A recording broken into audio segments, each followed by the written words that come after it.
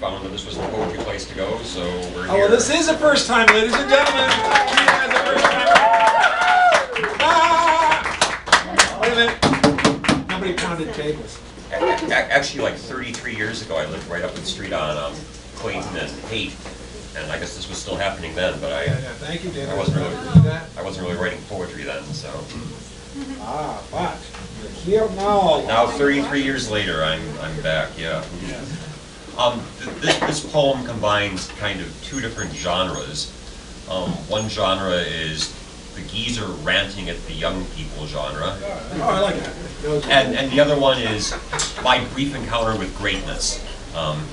So it kind of mixed together. As a word of explanation, this poem is set over 20 years ago in Seattle, Washington, during the height of their grunge revolution. Oh. But it covers a lot of ground. It's entitled, On the Road Like a Bunch of Goddamn Idiots, a Eulogy. Jack Kerouac, Neil Cassidy, and Allen Ginsberg could drive from San Francisco to Denver, to New Orleans, to the pyramids of the sun and moon, to New York City and back in a 1946 Hudson with $1.32 worth of gas money between them. While my 1989 VW Fox, bought in 1996 for $3,400, couldn't even make it to Wenatchee without snuffing out like a light bulb sold 12 to the package at the dollar store. What's up with that? Crammed into the cab of the AAA tow truck, I think of my copy of Gregory Corso's Gasoline in the trunk of the dead car. If only I could refer to it now for guidance and strength. Surely the beats can show me the way. The beats, it's all with the beats. What is our fascination with these losers? Sure, they had great luck with cars, but most of them croaked by the time they were 40.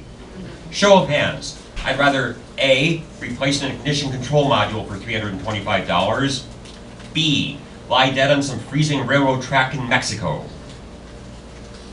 And the B's have it. And B stands for beat. And who can blame us? What else is there to read? When in the 60s, Kurt, for Christ's sake, Vonnegut was considered the greatest author on the planet. Then we got Tom Robbins with his endless maudlin metaphysical whimsy mixed up with a 14-year-old boy's sex fantasies. Followed in the 80s by the Ivy League Brat Pack and the rows of novels blatantly ripped off from Catcher in the Rye about how rough it is to be a misunderstood trust fund kid.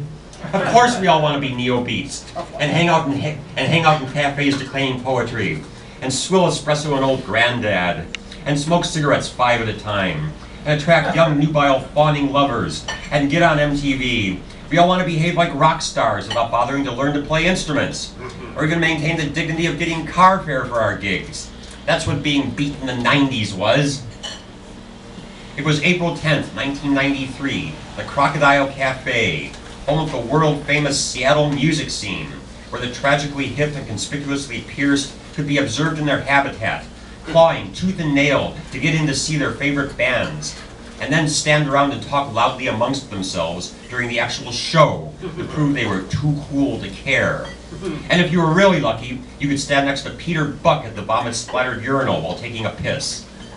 We had all laughed when the January before, Hamish, bar manager and clown prince impresario of our local spoken word movement, had stood on stage during a Seattle Writers Guild show and proclaimed with Old Testament fervor that Allen Ginsberg would appear at the Crocodile and, by implication, give his blessing to all our literary endeavors.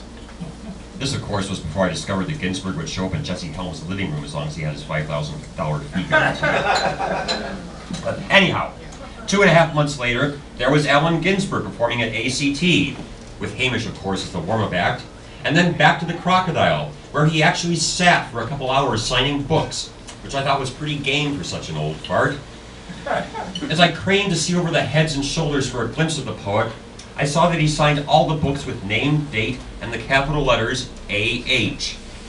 What was this strange acronym? No one else from the scores of autograph seekers was asking.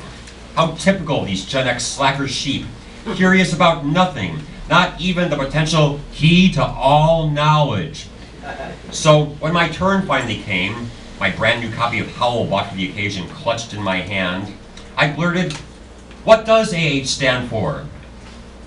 Looking up, Ginsberg fixed his seer's eyes upon me for a nanosecond and replied, "Ah."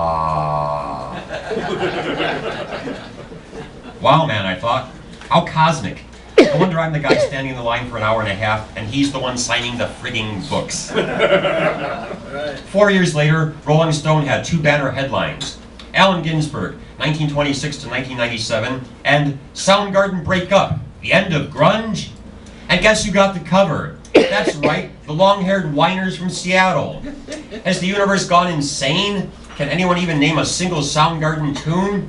Hell no, the only reason those bastards even existed was so that people who didn't like punk rock could say, hey, these guys aren't bad, they sound just like Led Zeppelin.